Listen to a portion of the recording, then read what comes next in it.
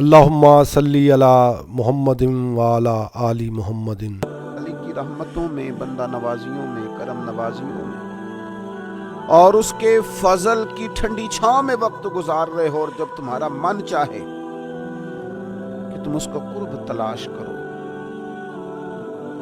تو پھر حضور فرماتے ہیں سجدہ کرو، سجدہ کرو۔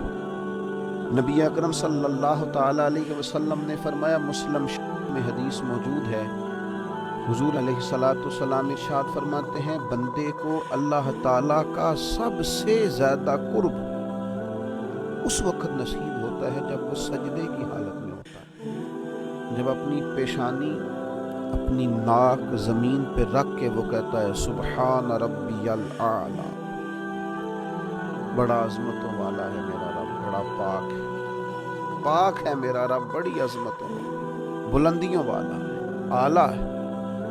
سب سے زیادہ بندے کو اللہ کا قرب سجدے کی حالت میں ملتا ہے۔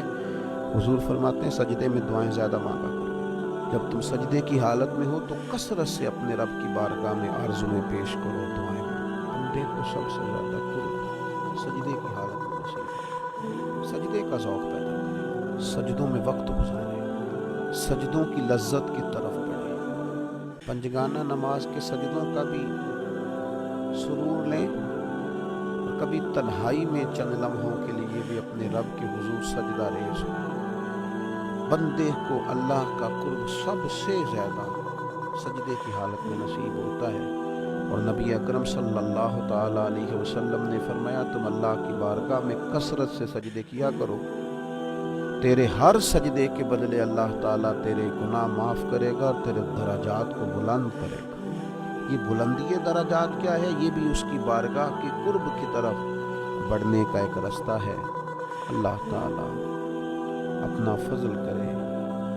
اور کسی نے کہا تھا کہ مجھے سوز دے، مجھے ساز دے، مجھے نیم شب کا نیاز دے، یہ دعا مانگ، مجھے سوز دے، مجھے ساز دے، مجھے نیم شب کا نیاز دے، دمِ سجدہ خود کو میں توڑ دوں، مجھے ایسا ذوق نماز دے۔